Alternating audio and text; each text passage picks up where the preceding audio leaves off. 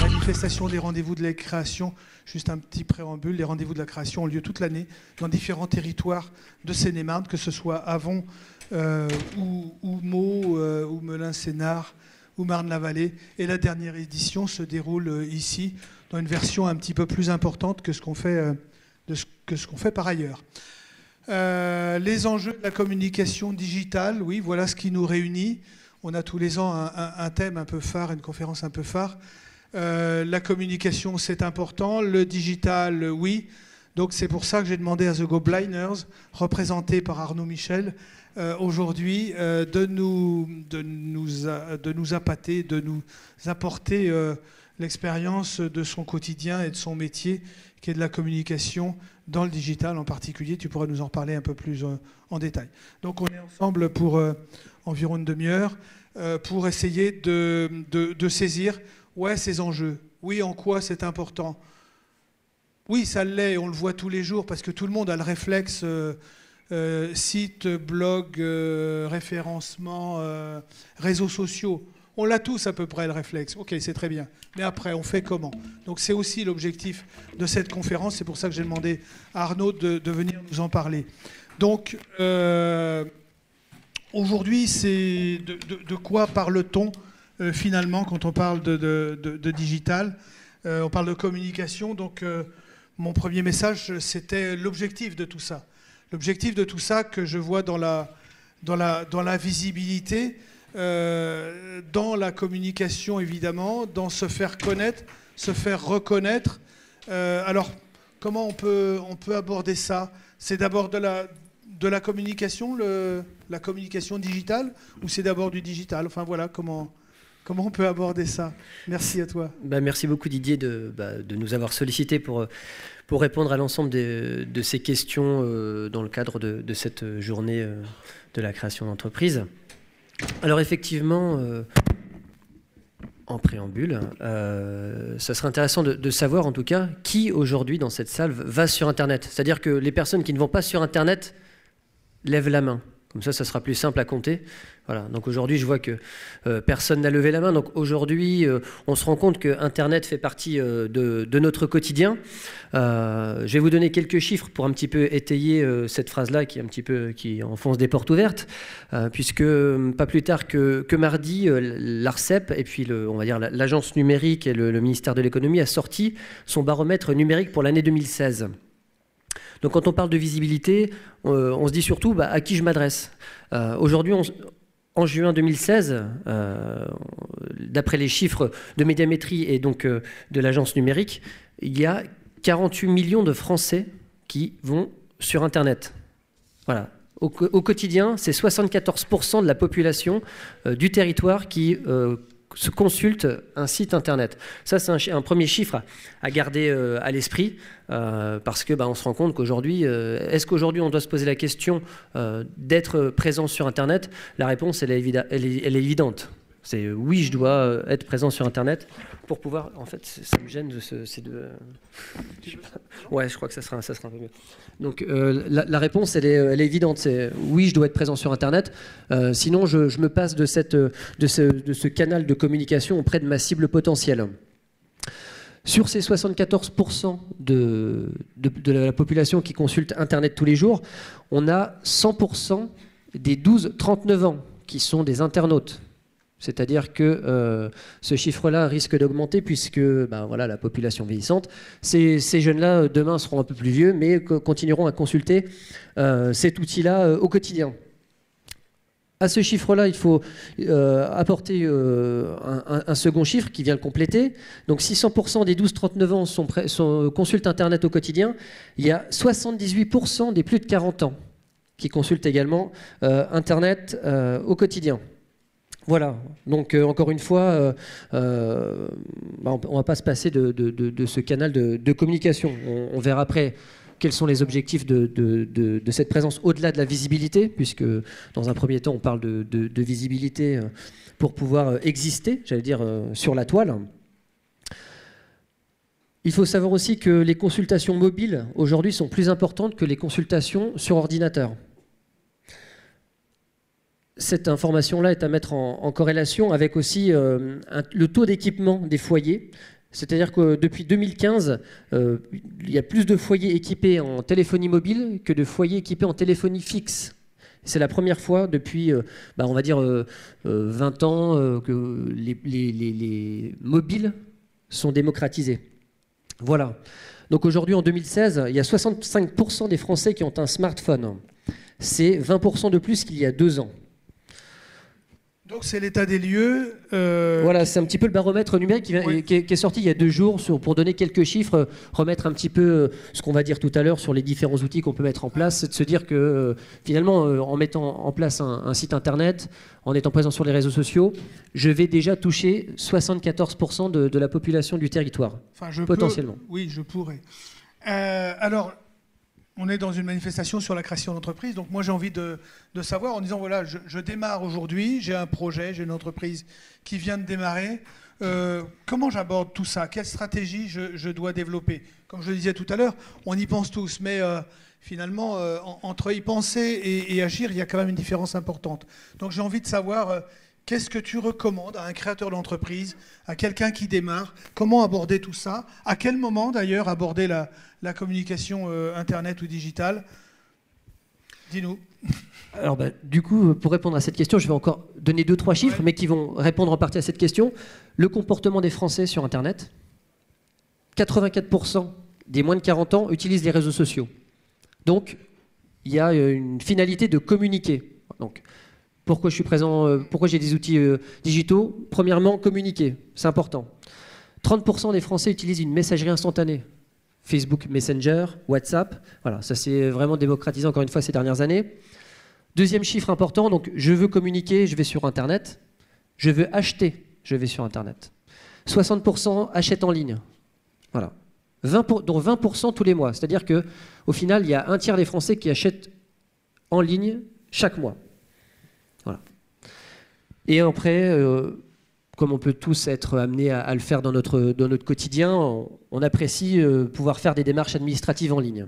Voilà. Donc ça, ce sont les 3 données importantes à retenir du comportement de l'internaute français sur la toile. Récemment, on parlait de l'ARCEP tout à l'heure, les dernières évolutions, c'est quoi? C'est la prédominance du mobile? Oui, donc aujourd'hui, il y a alors, en termes de consultation Internet, on consulte plus Internet via son mobile que via son ordinateur. Voilà. Aujourd'hui, on se rend compte que le bon package, ça reste mobile, tablette et ordinateur. Le taux d'équipement des foyers en termes d'ordinateur chute néanmoins. Voilà. C'est un petit peu pour dresser un petit peu l'usage qu'on peut en faire donc du digital. Tu reviens à ta question.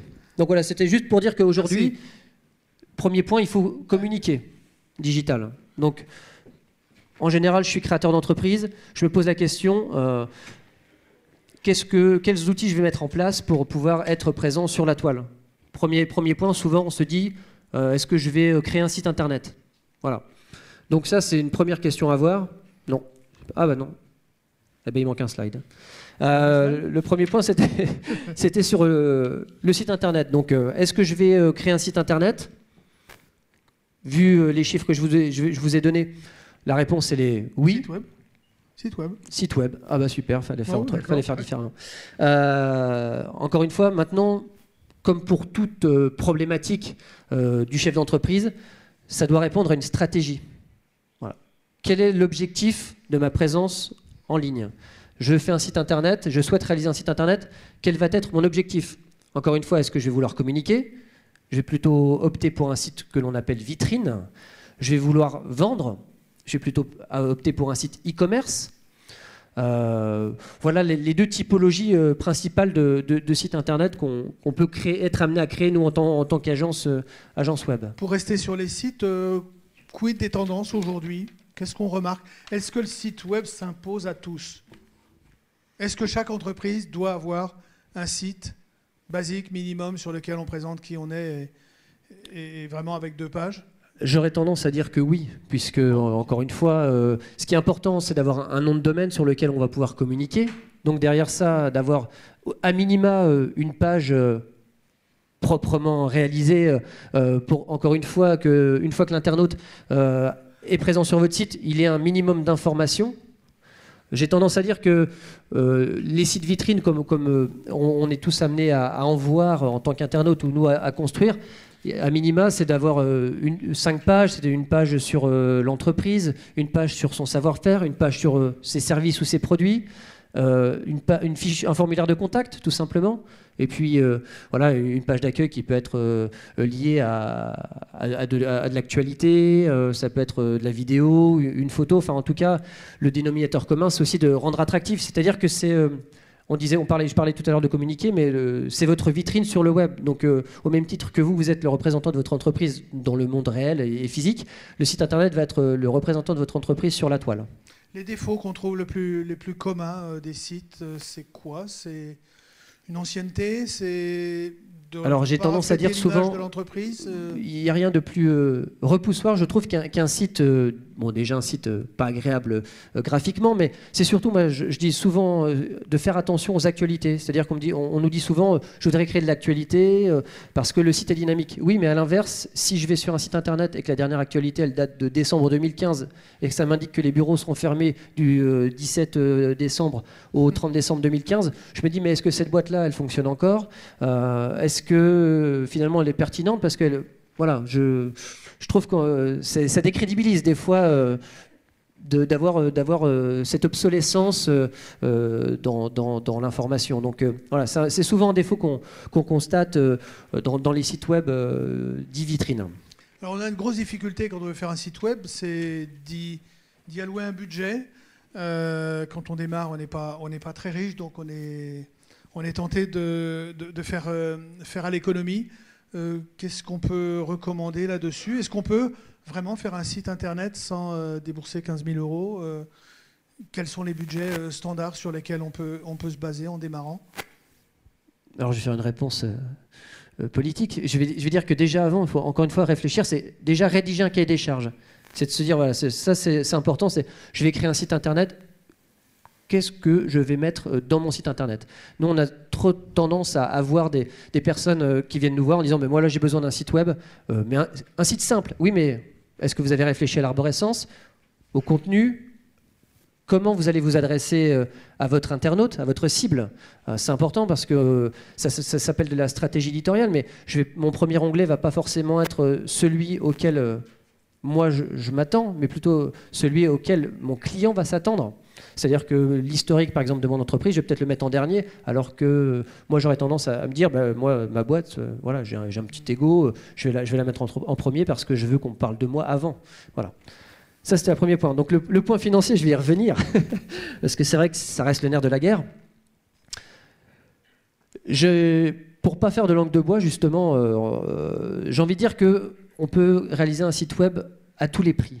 On peut très bien réaliser un site web soi-même. Voilà. Donc ça va rien vous coûter. Ça va juste vous coûter du temps. À savoir, est-ce que vous voulez consacrer des dizaines d'heures? Parce qu'il ne faut pas se voiler la face. Un site web ne se crée pas en 1 heure ou en 2 heures si vous voulez faire un beau site web. Donc voilà, est-ce que vous voulez consacrer du temps à la création de votre site web? Est-ce que vous voulez consacrer ce temps-là plutôt à démarcher des clients, à vendre vos prestations, vos produits? Donc premier point, ça peut me coûter 0. Deuxième point, ça peut me coûter quelques euros par mois, puisque nous les premiers en emailing, je suis abreuvé de mails de plateformes qui me vendent des sites internet à 5 euros, 10 euros, 20 euros, 30 euros par mois. Pourquoi pas? Encore une fois, il faut définir son objectif, ses moyens. Je dis juste attention sur ces plateformes-là, parce que il faut savoir que finalement votre site ne vous appartient pas. Le jour où vous voulez faire autre chose, vous voulez quitter cette plateforme-là, c'est-à-dire que vous allez perdre votre référencement. On y reviendra tout à l'heure, ce qu'est le référencement pour ceux qui ne connaissent pas encore ce terme-là. Donc voilà, vous allez perdre tout votre historique de votre site web sur la toile. Et ça peut être dangereux. Parce que vous allez repartir de zéro. Sauf que c'est dommage de devoir mettre une croix sur toute votre histoire, votre historique, encore une fois, web.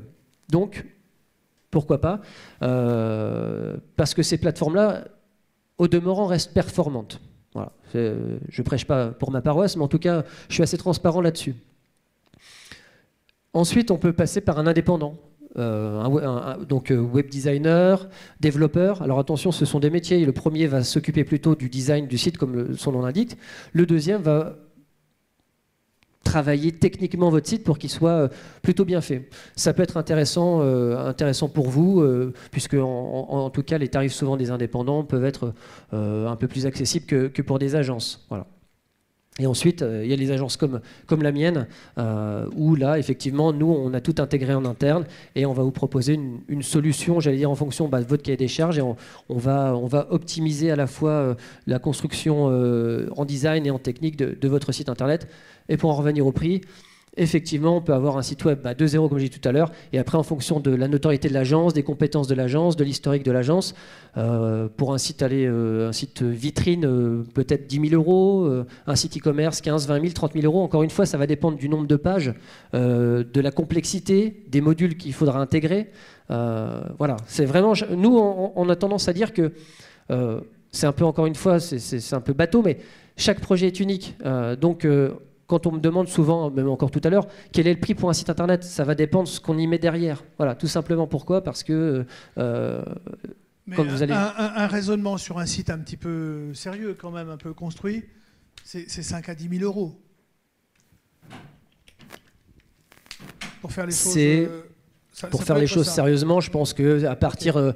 Encore une fois, en fonction du sérieux de l'indépendant ou des agences, allez, moi je me dis en dessous de 2 000 €, ouais. Voilà, Ok. Parce que le défaut, et tu l'as cité, c'est quand même de faire soi-même. Vous êtes créateur d'entreprise, vous êtes un professionnel. Très bien, on peut tout faire dans une entreprise, il faut savoir tout faire. Après, il y a des limites à l'exercice, et je pense qu'il y a vraiment des choses qu'il faut aussi savoir reporter sur d'autres et déléguer, parce qu'on n'est pas bon partout, et vous êtes peut-être plus rentable ou meilleur sur d'autres activités. Et je reviens un petit peu par rapport à ce que j'ai dit tout à l'heure au niveau du cahier des charges. Là où c'est important que ça soit pour aussi un de vos prestataires, qu'ils soient indépendants ou agences, c'est de savoir aussi où il va, en plus de où vous allez. C'est-à-dire, et je m'explique, je fais une métaphore. Nous, on prend souvent cet exemple-là, c'est-à-dire que quand on vient nous voir pour créer un site internet, on leur dit, mais c'est comme si vous veniez nous commander une maison. Vous voulez une maison comme vous voulez un site internet, ou une voiture. Mais est-ce que vous voulez 2 chambres, 3 salles de bain ? Est-ce que vous voulez 5 portes pour une voiture, une 3 portes ? Et ça, c'est important de le savoir, vous, mais encore une fois, nous, parce que c'est vrai que si on vous livre un produit terminé qui ne correspond pas à vos attentes, vous allez nous dire voilà, c'est pas du tout ce que j'avais commandé. Donc c'est vraiment important de réfléchir avant, en amont, sur le site internet. Oui. Un dernier point sur les sites. Vraiment l'erreur à éviter, ou en tout cas les choses sur lesquelles il faut prendre garde. En termes d'ergonomie, en termes de présentation, qu'est-ce qu'il y a comme... Vraiment, les 2 recommandations que tu pourrais... Alors, le problème d'Internet, c'est que, bon, alors déjà, d'une, tout est mesurable, donc c'est ce qui est intéressant, c'est à partir du nombre de visites, du nombre de pages vues, on peut... quelle est la page de mon site Internet qui est la plus vue, on peut très bien faire des modifications quasiment en temps réel. Donc ça, c'est intéressant par rapport à ça. Les pièges à éviter, non, avant tout, c'est de se dire aussi que, là, j'avais noté ça sur notamment le e-commerce, parce que nous, c'est quelque chose qu'on entend régulièrement, mais c'est valable aussi pour un site vitrine tout simple, c'est que on nous dit, mais j'ai prévu du budget pour mon site internet e-commerce. Très bien, mais comment vous allez le faire connaître ? Ah ben moi, j'ai pas besoin de le faire connaître. Une fois que le site il est en ligne, mais les acheteurs, ils vont venir automatiquement. Et ça, c'est la première erreur à penser qu'on va vous trouver automatiquement sur Internet. Voilà. Ça, c'est de réfléchir à comment je communique pour médiatiser mon site Internet. Okay. Voilà. Quelques autres éléments. Est-ce qu'il faut parler de soi ? Est-ce qu'il faut parler de son aventure ? Je parle en tant que créateur, parce que c'est toujours aussi quelque chose de très, très perso. Moi, est-ce qu'il faut se montrer ? Intéressant. Est-ce qu'il faut une vidéo ? Est-ce qu'il y a des tendances qui se dessinent ? Ça va dépendre du secteur d'activité dans lequel vous exercez. C'est-à-dire que vous êtes créateur de bijoux, ça va être toujours intéressant de connaître votre histoire, de faire un storytelling, c'est comment vous créez... parce que vous allez personnifier aussi vos produits. Si demain vous vendez, je sais pas moi, on le voit bien, mais J'ai pas d'exemple, mais si on vend des pièces de voiture, bon, l'histoire du chef d'entreprise, il y a peut-être moins d'intérêt, sauf si vraiment il y a une belle histoire à raconter. Là, on a par exemple, parmi nos clients, on a IAD, le raisonnement d'intérêt immobilier. Ils ont commencé à créer leur entreprise dans un garage. C'est arrivé à voilà. d'autres. Ouais. Aujourd'hui, ils ont 3600 mandataires sur le territoire et d'autres milliers en Europe. Donc, l'histoire, elle est belle à raconter. Donc là, on peut la raconter.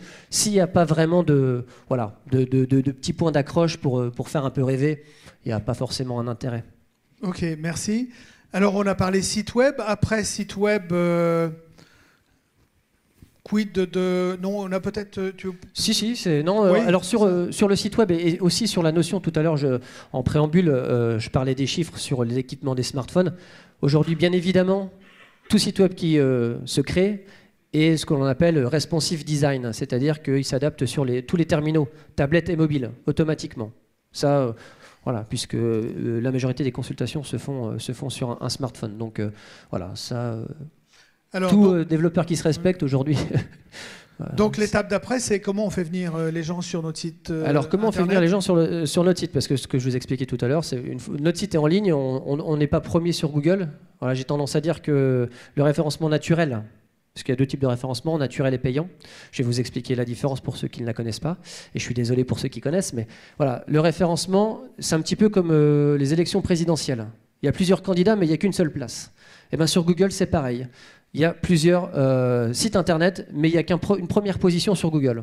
Et pourquoi je parle de Google? Parce qu'aujourd'hui, c'est le moteur de recherche utilisé à plus de 90% en France.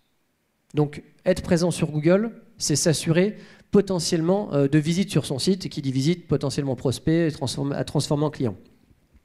Le référencement naturel, c'est un référencement que vous allez faire de différentes formes sur votre site internet qui va vous permettre d'être dans les résultats de recherche. Vous trouvez, voilà, une fois que vous avez tapé une requête, Google vous propose un classement. C'est ces résultats-là. Voilà, vous trouvez, on appelle ça le référencement naturel. Le référencement payant, ce sont les petites annonces qu'on voit, les trois, enfin maintenant 4 premiers résultats, souvent juste en dessous de la barre de recherche. Voilà. Et là, vous allez payer Google pour être présent sur ces annonces-là et vous allez souvent payer au clic. Voilà. Ce qu'il faut savoir, c'est que 90% des clics sur une page de résultats de recherche sont sur le référencement naturel. Voilà.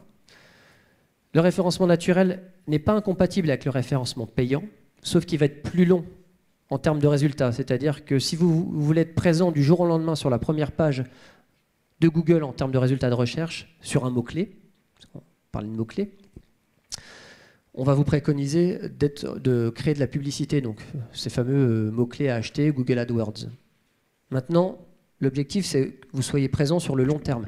Et le long terme, si on ne veut pas payer, ça va être de travailler ce fameux référencement naturel de votre site qui va aider Google à mieux vous classer dans ses résultats. Il y a plusieurs leviers sur le référencement naturel. Il y a notamment le référencement technique. Est-ce que mon site se charge rapidement? Voilà, pour faire simple. Est-ce que mon site donc, va être compatible mobile et tablette?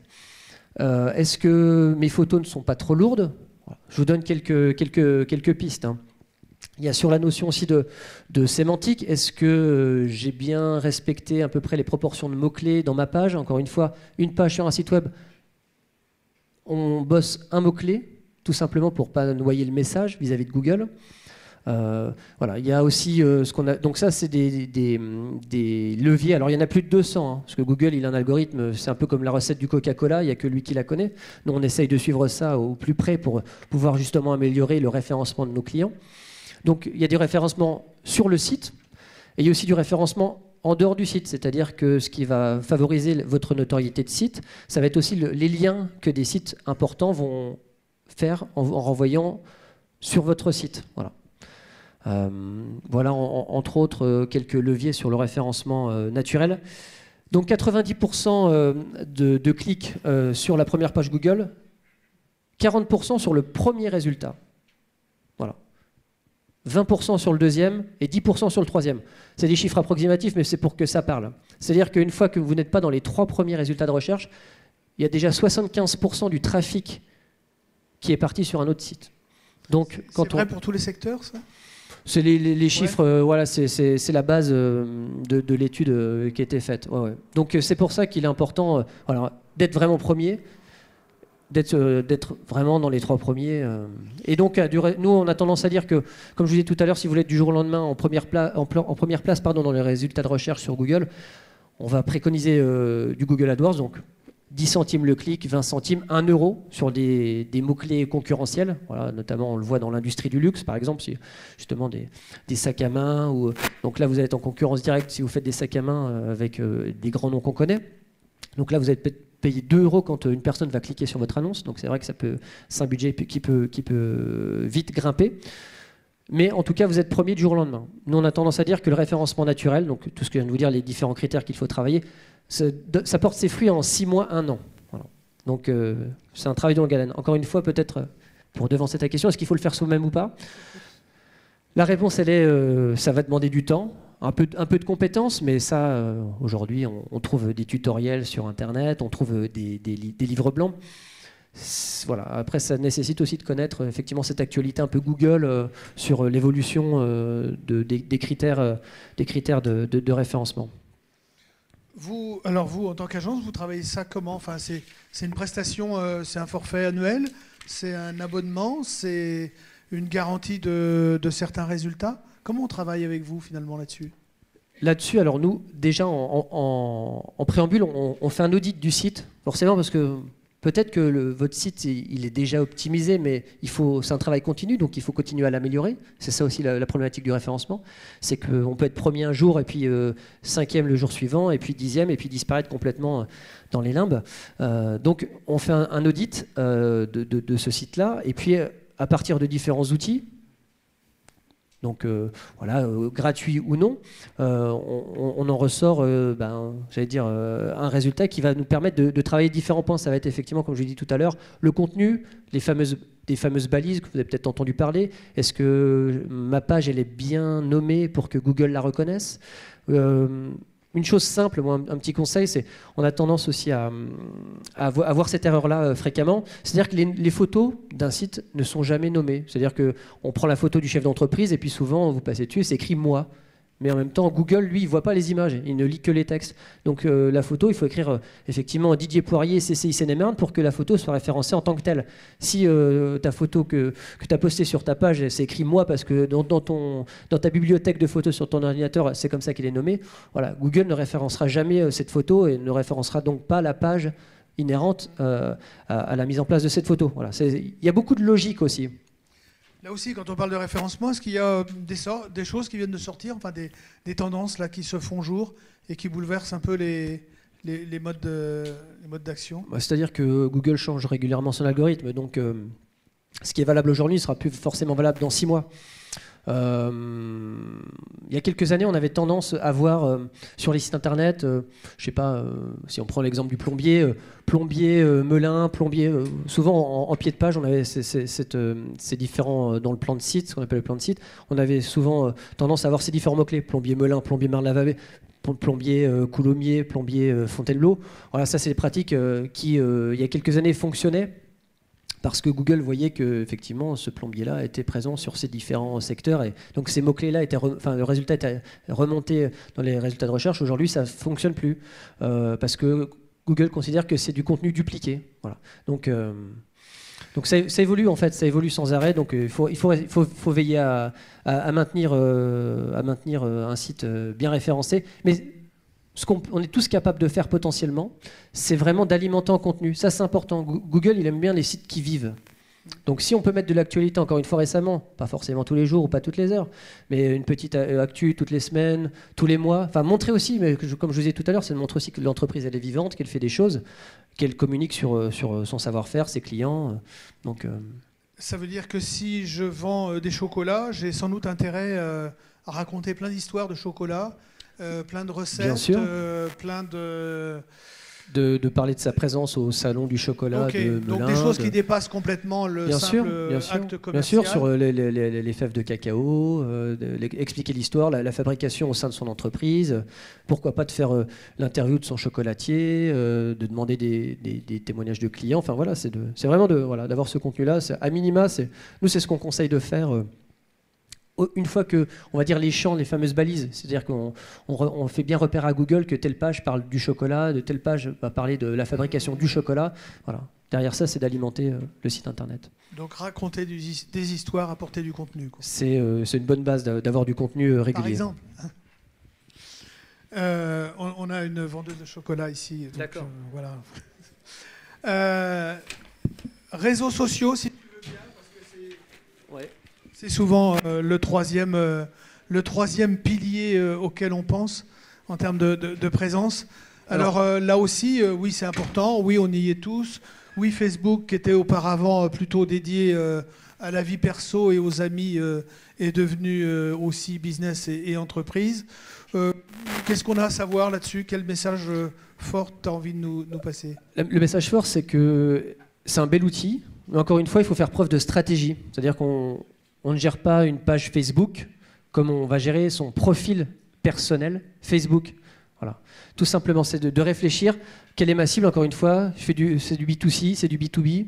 Je ne vais pas forcément délivrer le même message à mon interlocuteur. Donc c'est vraiment c'est d'avoir une stratégie éditoriale. Quelles sont les informations que je vais délivrer? Comment je vais les délivrer? Avec quel ton je vais les délivrer?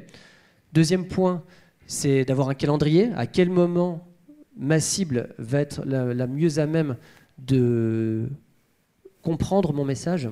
C'est-à-dire qu'on a tendance à se dire que sur Facebook, le mobinaute, l'internaute va aller sur son compte plutôt entre midi et 14h. On ne va pas aller sur le temps de travail. Et puis plutôt après 18h. Voilà. Est-ce que j'ai un intérêt à communiquer sur ces créneaux-là? Est-ce que j'ai plutôt intérêt à communiquer le week-end, par exemple, parce que je vais toucher ma cible? Voilà. C'est vraiment de réfléchir. Une fois qu'on a choisi les réseaux sur lesquels on souhaite communiquer, c'est d'avoir ce calendrier-là éditorial, calendrier temporel de poste des informations. Des chiffres. J'ai toujours des chiffres parce que c'est vrai que là, du coup, je me suis bien j'ai bien planché sur ce baromètre numérique. Aujourd'hui, Facebook, c'est 32 millions de Français ont un compte actif par mois. 32 millions d'utilisateurs. YouTube, c'est 24 millions. Et Twitter, c'est 12 millions de Français qui sont chaque mois connectés sur ces réseaux sociaux-là. Donc, encore une fois, ne pas y être, c'est se passer un petit peu de ce canal de communication. Il y a un senior sur deux qui a utilisé Facebook le mois dernier. Donc, voilà, encore une fois, ce n'est pas forcément un réseau social utilisé par les jeunes. Aujourd'hui, tout le monde y est. 88% des 15-24 ans sont inscrits sur au moins un réseau social. Il y a 76% des 15-24 ans sur Facebook. Voilà. 24% des 15-24 ans sont sur Twitter. Donc là, on se rend compte qu'effectivement, c'est un réseau un peu plus d'influenceurs, de journalistes. On essaie plutôt de faire passer des messages sur ce réseau-là. Et 33% sont, de ces mêmes jeunes de 15-24 ans sont sur Snapchat.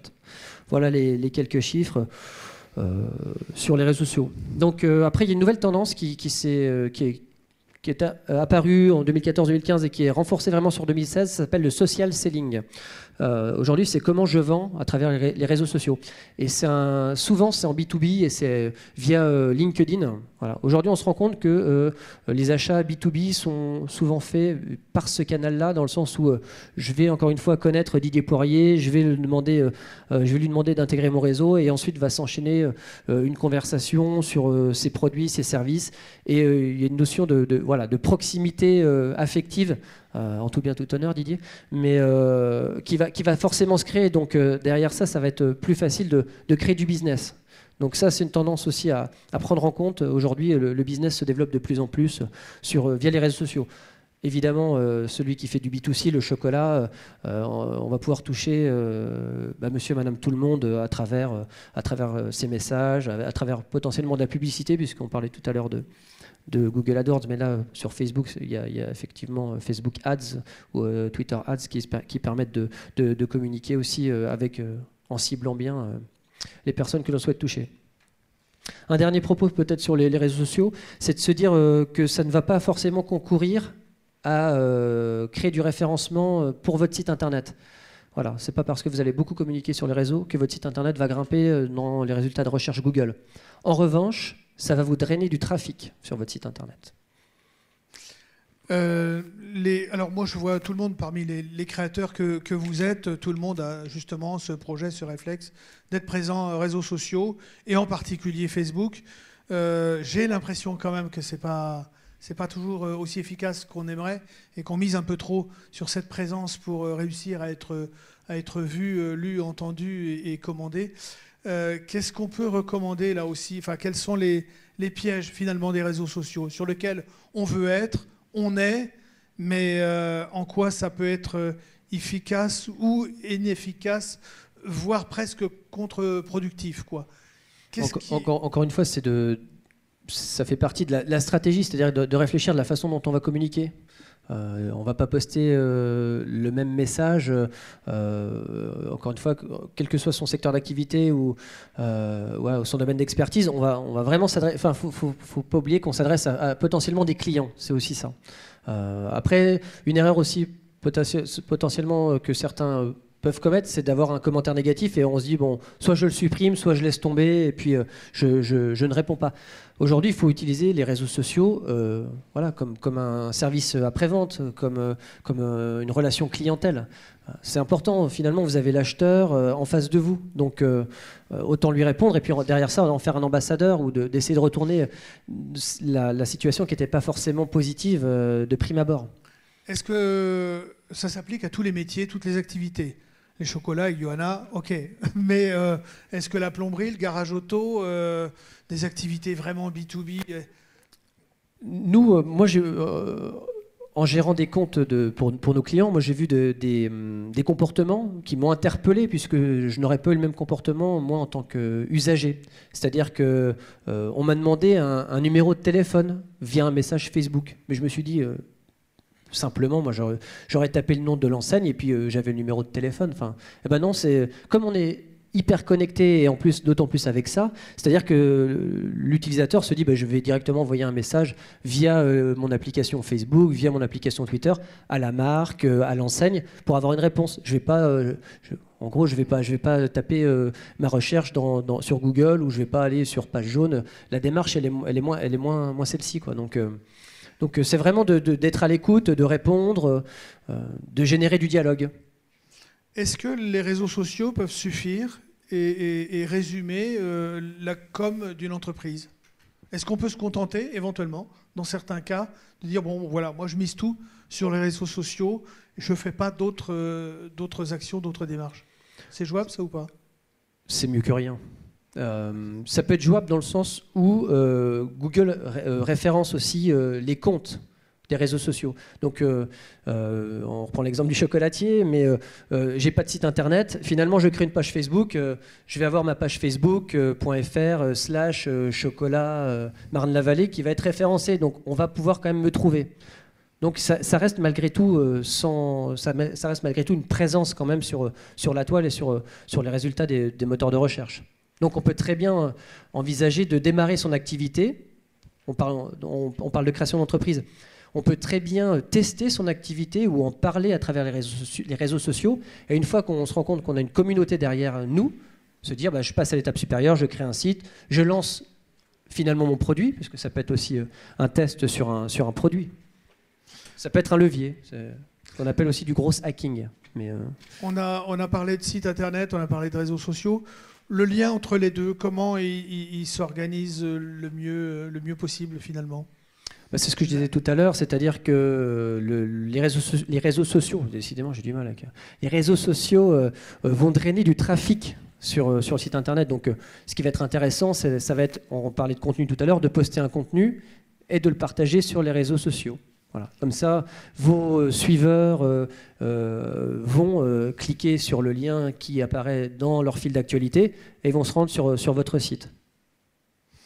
Ok. On est dans la notion de viralité et de partage. Donc, et ce que je voulais, la slide, en fait, j'ai retrouvé pourquoi la slide de e-réputation était passée avant, c'était de se dire que, en propos liminaire, c'était de se dire que vous vouliez ou non être sur la toile, vous y êtes via vos clients ou vos fournisseurs, puisque la notion d'e-réputation, c'est de savoir ce qu'on dit de vous sur la toile. Donc voilà, vous êtes un restaurateur, vous ne voulez surtout pas de site internet. Finalement, on va communiquer sur vous sur TripAdvisor, sur d'autres applications. Donc, c'est aussi de se dire, même si vous ne voulez pas communiquer par cette voie-là, ce canal-là, c'est de surveiller ce qui se dit sur vous quand même.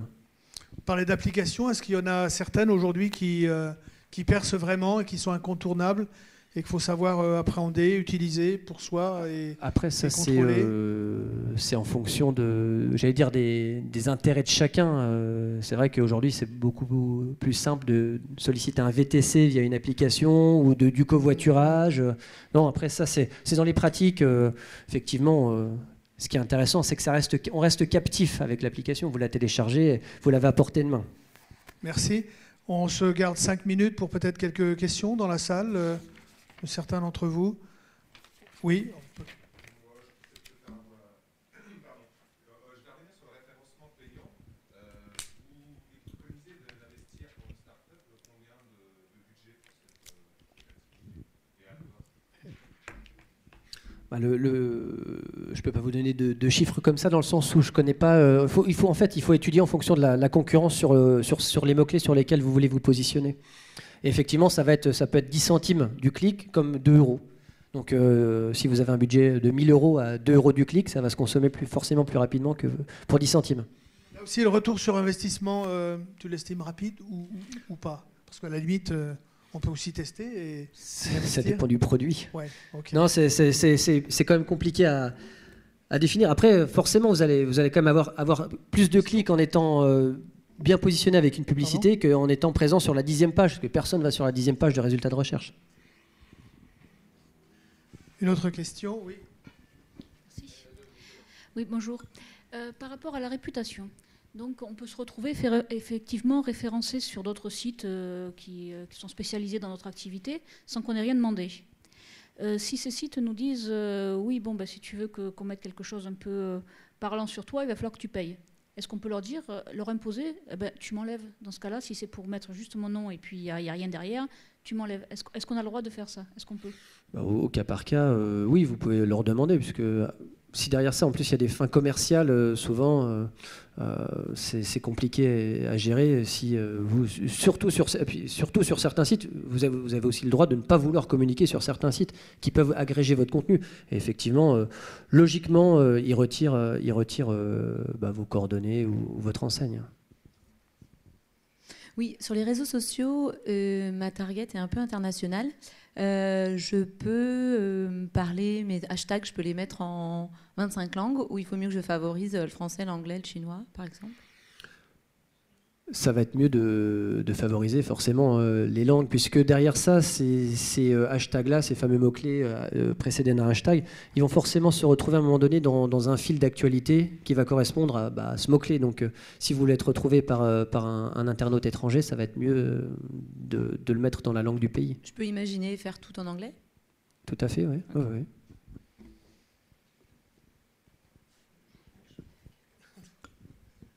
Ouais. D'autres questions? Je vais faire intervenir Antoine Carducci, qui est un collègue de la CCI, qui travaille dans notre direction du commerce et du tourisme. Et la CCI développe une série d'actions. Je te laisse en parler. Merci. Alors, je vais essayer d'être rapide. Je crois que j'ai encore 1 heure, c'est ça? Non, c'est pas tout à fait ça. Non, j'écoutais un peu tous les propos. Nous, sur le retour d'expérience qu'on a sur le territoire, donc on accompagne essentiellement et en priorité les commerçants sur l'ensemble de la Seine-et-Marne. On voit bien que sur les réseaux sociaux, sur l'ensemble de la e-réputation et autres, il y a une vraie méconnaissance et une difficulté, c'est j'appréhende. J'appréhende, j'ose pas y aller. Alors, je vais avoir un discours très commerçant. Peut-être madame va s'y retrouver dans les éléments, mais aujourd'hui, les territoires, les centres-villes souffrent, ils ont du mal, et ils se disent comment je fais, j'ai pas de solution. Alors tout doucement, nous on commence à mettre en place des ateliers dédiés à ces commerçants pour faire en sorte que j'apprends plus, je vais essayer de venir à la chambre de commerce, je vais faire 3 heures sur Facebook et comprendre un peu ce qui se passe. Mais j'ai eu le cas ce matin encore, vous parliez tout à l'heure de Google, monsieur il est venu, alors, je ne sais pas s'il est dans la salle, sinon s'il est dans la salle il se présentera. Il me dit, moi on me propose 1 500 € pour être référencé. Nous on repart un peu du début, du b.a.-ba, essayer de faire comprendre à tout le monde que déjà être sur Google, c'est pas payant. Google c'est gratuit, c'est le premier moteur mondial qui vous permet d'être référencé. Et quand vous serez enregistré et que vous aurez créé votre activité, vous demanderez à Google tout simplement de vous identifier, de revendiquer votre page sur Google, d'y mettre 2-3 photos, vos horaires et autres. Et là, vous verrez qu'automatiquement, moi qui ne suis pas forcément souvent à Céris et plutôt du sud de la Seine-et-Marne, quand je viens déjeuner ici, je tape pizza Céris et je me retrouve avec toutes les personnes, toutes les entités qui se sont référencées sur Google. Voilà, ça c'est important. Je pense qu'aussi, il faut à un moment donné, aussi pour se remotiver, je discutais aussi tout à l'heure avec un monsieur qui veut reprendre un hôtel. Effectivement, on s'aperçoit que beaucoup de commerçants aujourd'hui n'ont pas passé le cap. Je vous dis, cette appréhension elle est tellement forte qu'ils ne sont pas du tout sur la partie numérique. Ils sont encore sur des formats très papier. Alors moi, j'accompagne pas mal d'associations de commerçants, des commerçants individuellement. Et je peux vous garantir qu'à partir du moment où vous rentrez dedans, c'est simple, c'est même parfois beaucoup plus porteur, c'est sûr, mais aussi parfois beaucoup moins cher. Je prends l'exemple une nouvelle fois, je ne sais pas si certains ont eu l'occasion de voir ce type de... Les équipes de Facebook vous le diraient, aujourd'hui, ce qui fonctionne très bien, c'est l'image, voire la vidéo. On a eu le cas récemment avec des commerçants qui se sont mis... pour un peu remonter le commerce sur Nemours avec leurs inondations, mettre en place une petite vidéo qui a été faite effectivement par des professionnels, ça c'est aussi important, mais clairement c'est des vidéos qui sont vues à 10 000, 12 000 fois, ce qui est très important. Donc tout ça, il faut vraiment que vous appreniez, et c'est ce que je redirais, c'est à pas appréhender, à aller directement, dire voilà je vais essayer. Alors effectivement, moi par retour d'expérience, on voit aussi, hélas, des choses, on se voit dans la vitrine, les produits sont très mal présentés.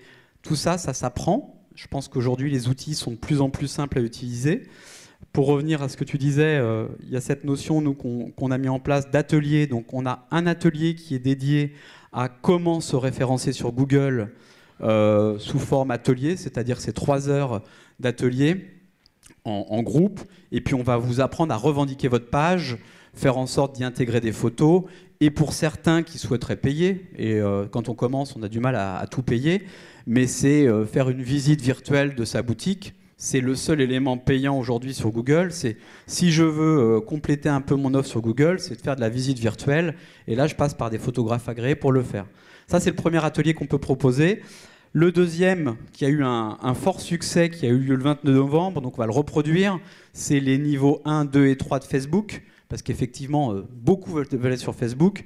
Alors aussi par expérience et par retour, on mixe le personnel, le professionnel, Tata Berthe qui vient déjeuner à la boutique et tout, ce qui fait que des fois, ça ressemble vraiment à pas grand-chose chez les commerçants, hélas, avec beaucoup d'erreurs qui sont corrigeables, mais sur la notoriété et l'image, je vous garantis que vaut mieux bien commencer et pas appréhender. Donc c'est ce qu'on essaye de faire. Donc niveau 1, j'ai ma page, mais je ne sais pas du tout comment la mettre en place. Niveau 2, j'ai ma page, mais je veux commencer à faire de la publicité gratuite sur les réseaux sociaux, sur Facebook, comment je dois m'y prendre, quelle image je dois avoir. Et niveau 3, on passe directement à de la publicité payante. Donc là, ça peut toucher commerçants et autres, mais les plus aguerris sur le sujet. On s'est adapté aussi à notre public commerçant, c'est-à-dire qu'on n'a pas voulu faire une action de formation, c'est 3 heures d'atelier, et on a fait aussi un coût qui n'est pas les coûts de formation continue. Moi, j'ai fait 10 ans de formation continue à la Chambre de commerce. Je sais que la formation, faire des dossiers de prise en charge et autres, alors là, je parle toujours un peu pour les commerçants, mais on a un atelier qui est à 72 € TTC et qui vous permettra, j'ai fait les synthèses et autres du 21 novembre, de réellement avoir une visibilité, de comprendre ce que vous faites. Et je rejoindrai les propos de tout à l'heure. Ce qui est intéressant avec le numérique aujourd'hui, c'est pas comme quand vous envoyez un flyer où vous savez pas vraiment le retour que ça a. Aujourd'hui, toutes les données ont une réelle lisibilité. Que vous utilisiez Google, Facebook ou autre, il y a des statistiques qui sont... il y a pléthore de possibilités de statistiques croisées qui sont une nouvelle fois gratuites et qui vous permettront d'avoir de vrais indicateurs en fonction de ce que vous allez proposer, en fonction de vos produits. Apporter des petites corrections. Vous voyez que certaines choses intéressent certaines personnes, que vous, quand vous vendez quelque chose, toujours commerçant, vous avez aussi des tranches d'âge que ça peut intéresser. Tous ces indicateurs-là sont donnés aussi bien par Google, sur les pages Google et les statistiques, que sur Google Analytics. Alors, on retient donc Voilà. des ateliers pratiques sur Facebook, à la CCI. Voilà, je savais que j'avais pas une heure, Ouais, c'est mais... ça. Qui ont lieu soit ici, soit au sud. Alors, oui, Meaux, la c'est localisation des ateliers, Bon. si c'est le cas, c'est sur l'ensemble du département, en Ok. fonction un peu des disponibilités des salles. Donc retenez, on a voulu qu'il y ait un outil quand même qui permette au plus grand nombre d'aborder cela. On va peut-être conclure maintenant. Je vais te laisser peut-être les éléments clés qu'on n'aurait pas abordés dans cette conférence. Oui, parce que bon, derrière les premiers outils qu'on a cités, un site internet, les réseaux sociaux, il y a forcément une notion derrière ça de web marketing. Voilà, comment encore une fois, j'attire les visiteurs sur mon site, sur les réseaux sociaux, les newsletters. Une donnée importante aussi, c'est que Internet et puis le blogging, justement, tu en parlais tout à l'heure, a un petit peu aussi révolutionné la visibilité vis-à-vis des médias. C'est-à-dire que n'hésitez pas à identifier les blogueurs influents de votre secteur d'activité si vous avez un produit, un projet innovant. Derrière ça, ils ont aussi des suiveurs. C'est pas parce que vous, aujourd'hui, vous avez 100 likes sur votre page Facebook ou 50 followers qu'à un moment donné, avec cette viralité-là, il n'y aura pas 50 000 personnes touchées derrière parce qu'il suffit d'une personne qui a beaucoup d'influence sur sa communauté, il suffit qu'elle parle de vous, et derrière ça, il y a un aura un peu plus important. Voilà, je voulais dire ça, et toujours, alors, c'était vraiment de se dire stratégie, quoi. Il faut réfléchir, il ne faut pas se lancer bien en tête, vaut mieux avoir quelque chose de construit que de partir la fleur au fusil. Après, on a quelques petits outils en ligne gratuits sur où trouver des photos libres de droit. Voilà, encore une fois, Antoine a parlé de Google Analytics, Google My Business avec cette fameuse page à droite là, dans les résultats de recherche de Google. Voilà, donc, si vous voulez, on prendra 2 minutes et je vous dirai les différents outils gratuits que vous pouvez utiliser, parce qu'on parlait de notion de coût. Et juste une dernière phrase peut-être pour conclure, c'est de se dire que voilà, aujourd'hui, on met vraiment en avant sur le web ce qu'on appelle l'expérience utilisateur. C'est qu'on a beau avoir des recettes, ça reste finalement l'utilisateur qui est un petit peu le maître mot et le guide dans tous les outils qu'on va mettre en place et qu'on va développer au futur. Et de se dire que l'innovation aujourd'hui, elle n'est plus tellement dans la technologie, mais elle est surtout dans l'usage. Voilà. Merci bien pour ces différents éclairages. On pourrait y passer plus de temps parce que le sujet est inépuisable, mais ça nous permet de nous remettre les choses à leur endroit. Merci à The Gobeliners